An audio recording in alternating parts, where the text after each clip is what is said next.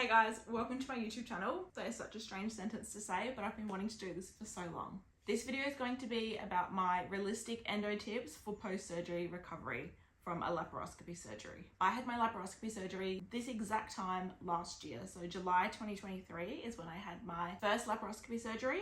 First and only, I've only had one. And I was diagnosed with endometriosis and adenomyosis as well. So I thought this is such a fitting location to be in bed, my favorite place to be, with my heated blanket, talking about surgery recovery tips. And I've written a big list down on my iPad, so don't forget to cover everything I want to talk about. I filmed this video a few times on TikTok, but it's just really hard to get the same sort of message across in such short form content. So if you have endo, you think you might have endo, you've probably seen my face before on TikTok or Instagram. On TikTok, my account is Zara McDonald, and then on Instagram, it's Endo with Zara, and I post a lot of endo content. But it's really hard to get the same sort of message across and educational when it's so short. So I think this is perfect to make a YouTube video that's a little bit longer and goes into depth properly about what I'm actually trying to say. And I find when I film videos on TikTok and Instagram, I ramble too much and then it's just too long, and people just don't want to watch long form content on TikTok or Instagram because that's just not really what it's for. So I'm sure there's going to be more videos to come on this account, but I thought this is a perfect video to start off with because I get asked constantly about surgery recovery tips. So let's actually get started. I've talked too much already.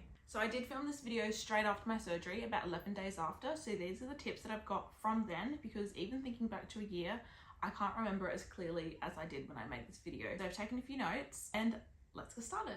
So my first tip is that you definitely need at least 2 weeks recovery time off work and just to actually rest after the surgery. So I took 2 weeks off work, and I really did need those entire 2 weeks to properly recover and heal everything. It is a major surgery. I know that it's called a minimally invasive surgery, but an endometriosis, laparoscopy, and excision surgery is a major surgery, and it does take a big toll on your body. So 2 weeks, I would say like minimum 2 weeks to actually take off work and fully recover and heal. I feel like the first 5 days is like sort of the main time frame where it's like the trickiest few days, and then after that you like slowly start to get better. And then leading on from that, I think it's super important to have someone that can actually stay with you for at least those first 5 days, just to help you do like literally everything.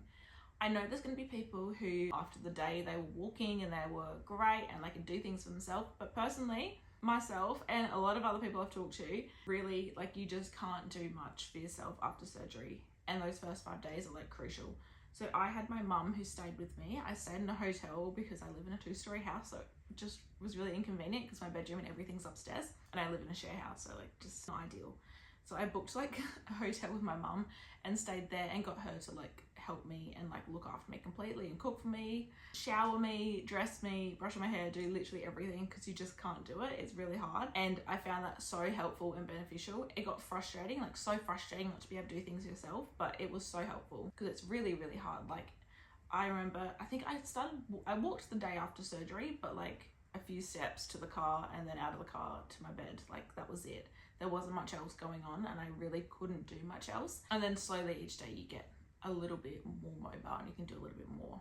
Next, I would say another really important thing is having loose clothes and like oversized, stretchy, loose fitting clothes that are bigger than your normal size, because during the surgery, they inflate your stomach with CO2, so carbon dioxide. And that's so they can sort of like inflate your stomach, have a look inside, they can see your organs really clearly, because normally everything's really close together. So they inflate everything up, they can see your organs, check everything out, but then after the surgery, that gas that they've pumped into you can't just like come back out. So it's stuck inside you.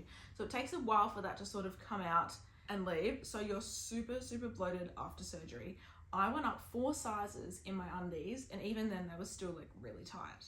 So I would recommend getting some loose fitting undies, loose fitting pants. The pants I'm wearing now, they're like these stretchy like pajama pants, my favorite pants. Something like this that's super soft, comfy, stretchy is perfect.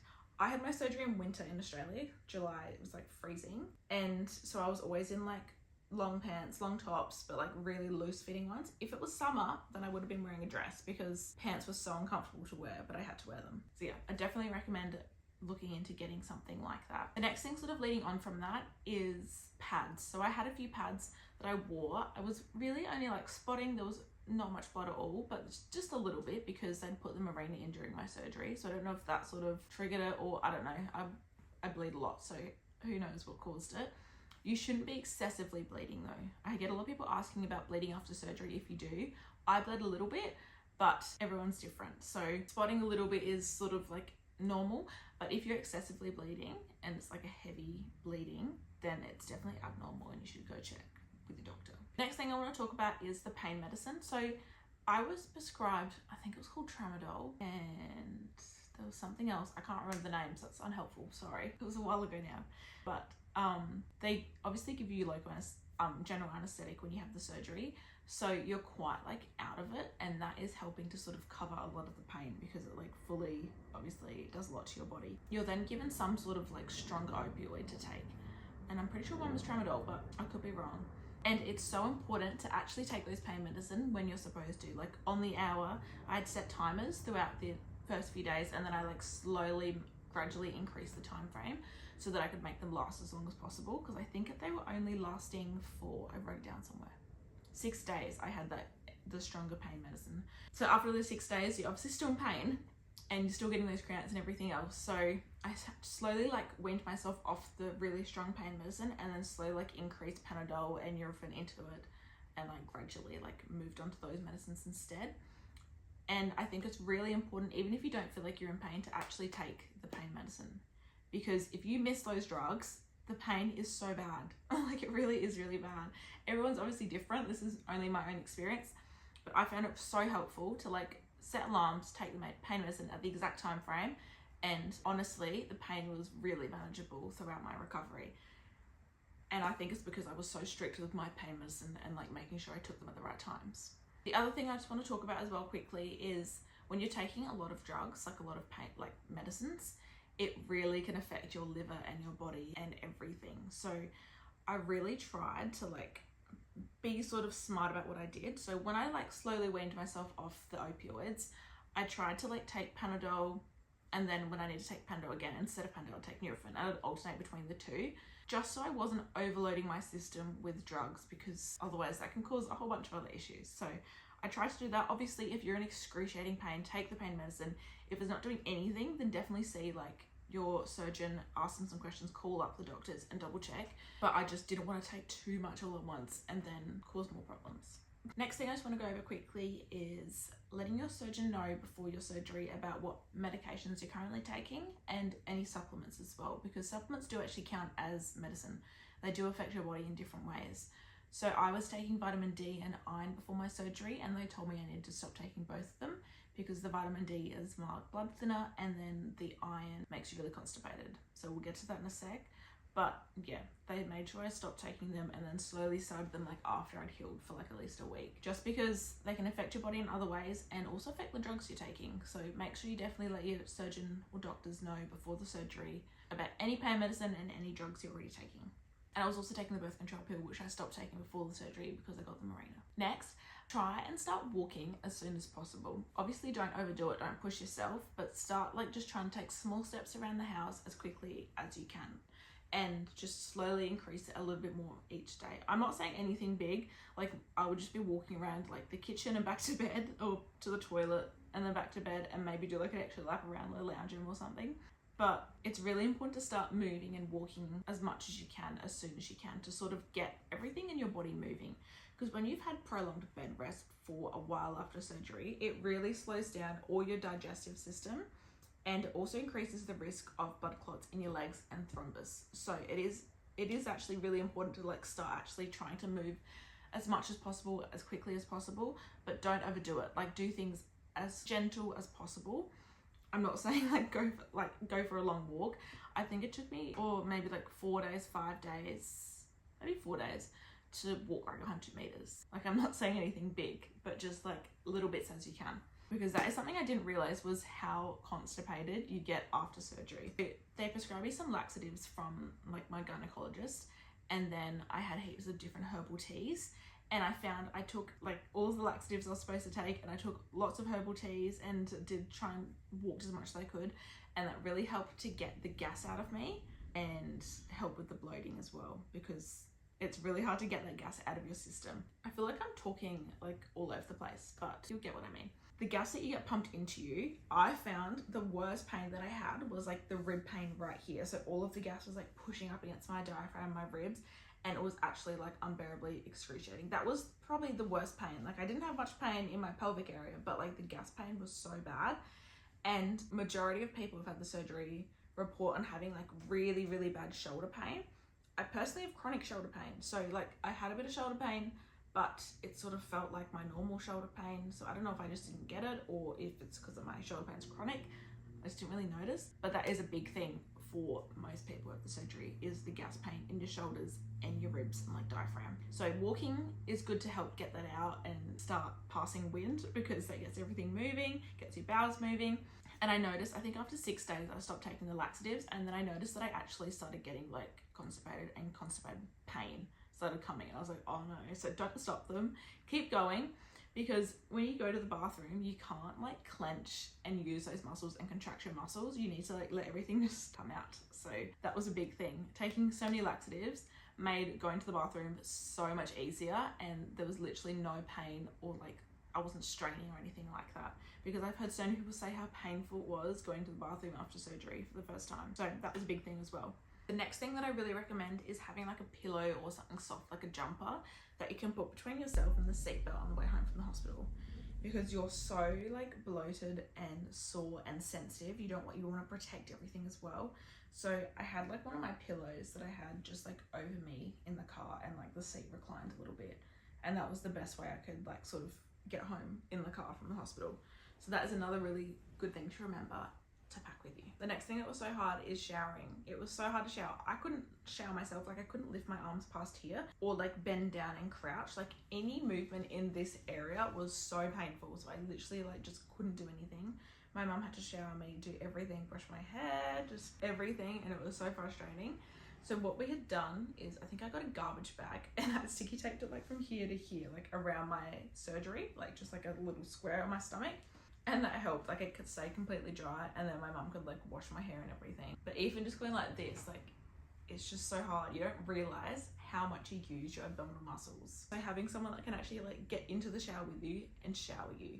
So like your mum, your boyfriend, a really, really good friend, I don't know, but I found that super helpful. And then moving on from that as well is because you don't realize how much you use your abdominal muscles for literally everything. So if you're in bed, you're hardly moving, having like a really good solid pillow I found really helpful. I've got like a memory foam sort of one, because you're spending your whole time in bed and you can't like lay on your side or anything. You're literally just like laying upright or like laying down on your back, and it's so annoying. So having everything in arm's reach, or like literally arm's reach, like if you have to move at all, that strain is so painful. Like you literally just can't move your body. I also had a lot of people having pregnancy pillows, and they said that they're so helpful for surgery recovery. So definitely look into them. I wish I had bought one for mine, because it probably would have made it a lot easier, but just another tip. And that was the other thing. So I had a drink bottle, not this one, but I had a drink bottle that had like a long straw, so it made it so much easier to drink out of, because even just going like this and like leaning over, everything's just so hard. So that was another great thing, was having a drink bottle with like a long straw in it, like a Stanley Cup sort of drink bottle. I found really helpful. The next thing, and this was a big one, was getting in and out of bed. I couldn't get myself in and out of bed until a week post-surgery. So like that motion of like getting up, you don't realize how much of like your abdominal muscles you're using to do that. I had to have my mum like literally try and pick me up out of bed without like straining my muscles. It was so hard. It was such a big task. It took a while for us to like work out a way of getting me out of bed and back into bed. That was the most excruciating part of the entire thing, was getting in and out of bed. I just found it so painful and so difficult to do. In the end, I ended up finding like a way of like how I could sort of roll out of bed. And that was probably like day 6, day 7 that I could get in and out of bed by myself. Maybe even day 8. Like it took me forever to work out how to do it without hurting myself. And like by that point I'd healed a little bit as well. Oh yeah, and then, sorry, I've got these notes. I know I'm like going back and forth between different things, but going back to being constipated and going to the bathroom after surgery, it took me 4 days to poo. So, and that was with taking so many laxatives. And I am someone who, due to my endo, I have quite inconsistent bowel movements. So normally I have like very loose stool. Like I don't get constipated. I have the opposite issues normally. So 4 days is like crazy to me. And that was with taking all the laxatives and everything. So if you naturally do get quite constipated, you want to be taking quite a lot to make it a lot easier. It is raining so much outside right now. It is literally freezing in Adelaide. So you can probably hear that. I'm sorry if that's really loud, but we're gonna finish the video anyway because it's not gonna stop raining. Okay, I've only got a few more left. The next one was the pain medicine that they give you. I have never really taken like strong pain medicines like that before, as well as a general anesthetic. And the combination of the pain medicine they gave me with the general anesthetic made me so loopy, like so out of it. I had the worst brain fog, concentration, just everything. I remember laying in my bed trying to use TikTok and like scroll, and I just couldn't do it. Like I literally couldn't, like my eyes couldn't concentrate on anything. It was so frustrating. And I was just so bored. I was tired and sore, but like I just wanted to look at TikTok, and like my brain couldn't do it. Like I just couldn't do it. It was so hard and just such a weird feeling. Like I remember taking my drugs in the morning and then like eating breakfast and just staring at the wall. Like I was just so out of it. It was such a weird feeling.